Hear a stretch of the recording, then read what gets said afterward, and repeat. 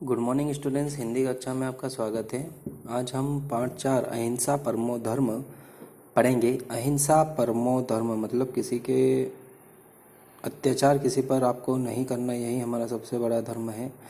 महाराजा शुद्धोधन के पुत्र राजकुमार सिद्धार्थ एक रात अपनी पत्नी यशोधरा एवं पुत्र राहुल को सोता हुआ छोड़कर संसार के दुखों का कारण जानने के लिए जंगल में निकल पड़े। कौन निकल पड़े? महाराजा शुद्धोधन के पुत्र राजकुमार सिद्धार्थ अपनी पत्नी यशोधरा और अपने पुत्र राहुल को छोड़कर। ठीक है। घूमते फिरते बिहार में गया नामक स्थान है। स्थान पर वे पीपल के वृक्ष के नीचे तपस्या में लीन हो गए। कठोर तप करने के बाद उन्हें ज्ञान प्राप्त हुआ और वे महात्मा बुद्ध कहलाने लगे। एक दिन महात्मा बुद्ध कहीं जा रहे थे। दोपहर का समय था। एक गडरिया अपनी भेड़ बकरियों को जल्दी जल्दी हाँकता हुआ कौशाम्बी नगर की ओर तेजी से जा रहा था। उन भेड़ बकरियों के माथे पर सिंदूर लगा हुआ था।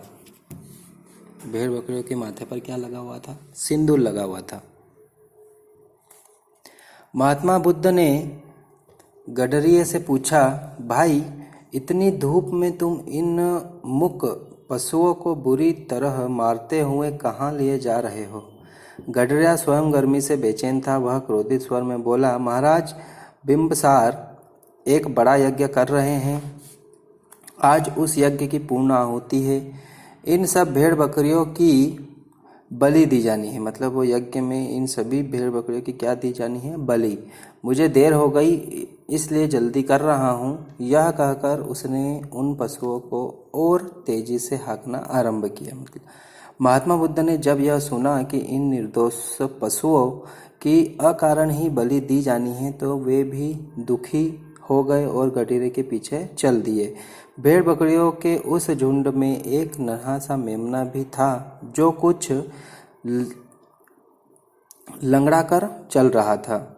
गडरिया उसे बार बार छड़ी मारकर दौड़ा रहा था। बुद्ध से यह देखा न गया और आगे बढ़कर उन्होंने मेमने को अपनी गोद में उठा लिया। बुद्ध मेमने को गोद में लिए गडरिये के साथ साथ चलते रहे। थोड़ी ही समय में वे नगर में पहुंच गए।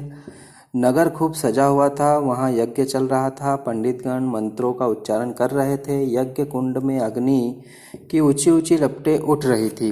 राजा और रानी यज्ञ वेदी के पास बैठे हुए थे। नगर के प्रतिष्ठित लोग कुछ हटकर बैठे हुए थे। गडरिये ने एक विशेष रूप से बनाए गए बाड़े में अपनी भेड़ बकरियां घुसा दी। पूर्ण आहुति का समय आ गया। लोग भेड़ बकरियों को फूल मालाएं पहना रहे थे।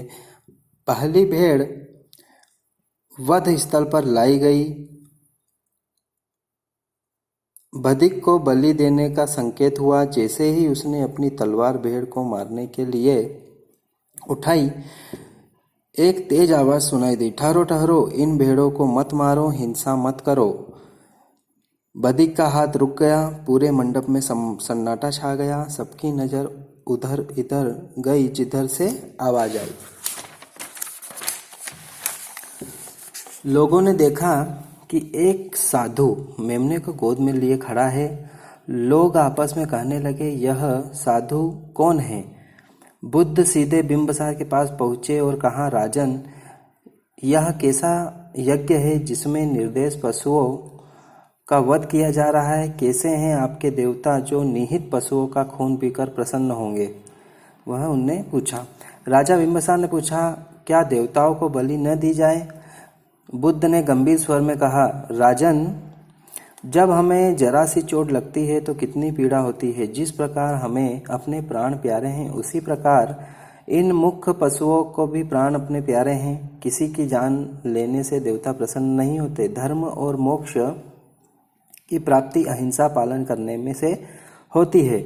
बुद्ध के इन वचनों का बिंबसार व अन्य सभी उपस्थित लोगों पर गहरा प्रभाव पड़ा। बिंबसार ने बुद्ध के चरणों में अपना सिर रख दिया।